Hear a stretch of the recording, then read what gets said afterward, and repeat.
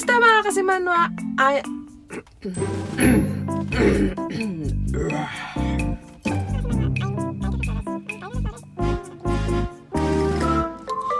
Kamusta mga kasimanwa? I'm Torreflores, ang inyong malambing na chikadora na nagsasabi pak, pak, pak, pak, pak, pak, pak. Paus na ako. Uy. Ito talaga to. Ito na to.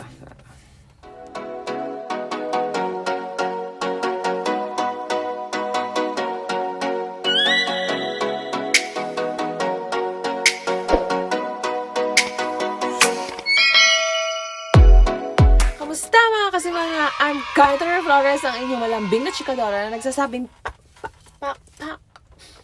Ginundo ito?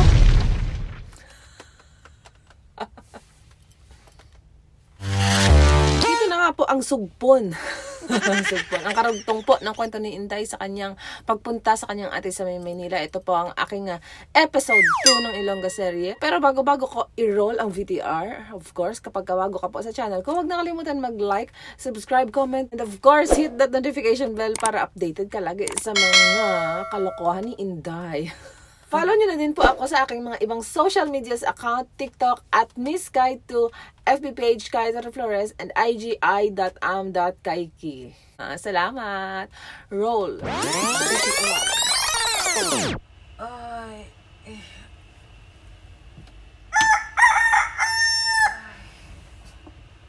Ay! Alas 7 na pala. Diyos ko, tanghali. Pala, mabangon na ako. Ay, napasarap ang tulog ko ah. Pumasok pa kasi sa damgo kasi may kayo panganina. Yan, tuloy yung tanghali. Tuloy ako ng bugtaw. Ay, tango na nga ako.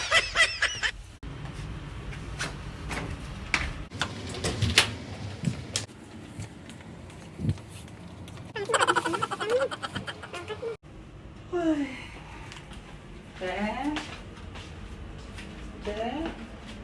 Ba't walang tao dito?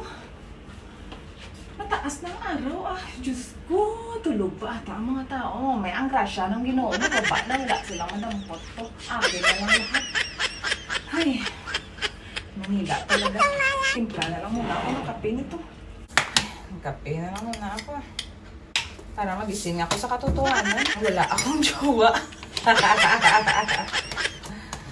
Tapangan ko kaya. Para ipaglaban ako. Ito na. Pwede na to.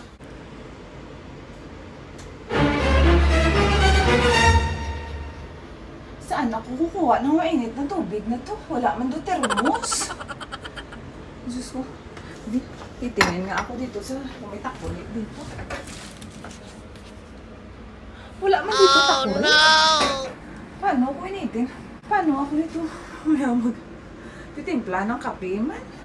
Init na lang akong tubig. Ah, may stove naman ito.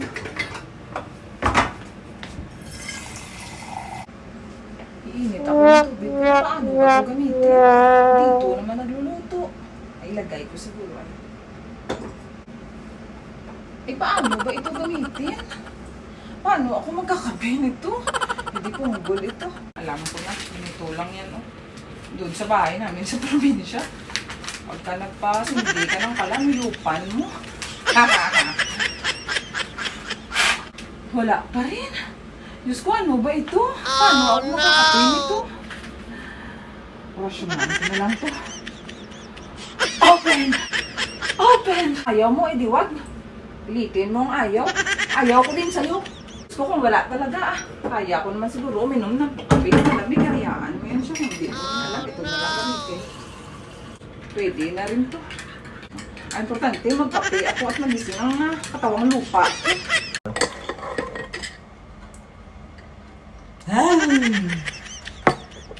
Malamig pa sa relasyon mo. Buti pa doon sa Iloilo. Never ko talaga na-experience to sa buong buhay ko. Pero sige na lang ang mga gawa natin. Matapang nga. Malamig naman. Ay, Diyos ko. Buhay. Malinis ang una ako ng bahay. Sulyak.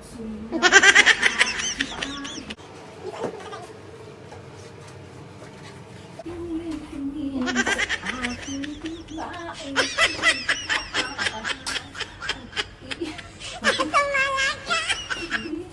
Nalabuan ako. Ako lang kasi mag-isa dito. Wala ka lang. Makamamulton man ako sa wala. Ang gagawin ko na to.